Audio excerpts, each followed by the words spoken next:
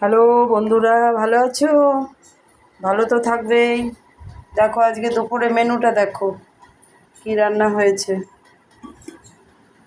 দেখো ভাত হয়েছে, সাদা ভাত,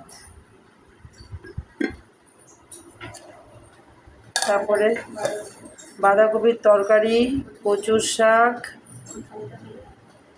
বাঁধাকপির তরকারি, কচুর শাক, ডিমের অমলেট করে আলু দিয়ে ঝোল। আর এই যে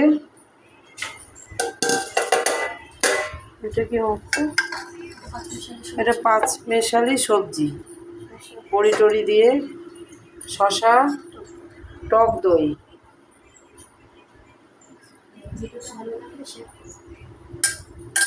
ভিডিওটা যদি ভালো লাগে তাহলে দেখতে থাকো আর কি। ভালো থাকো, সুস্থ থাকো।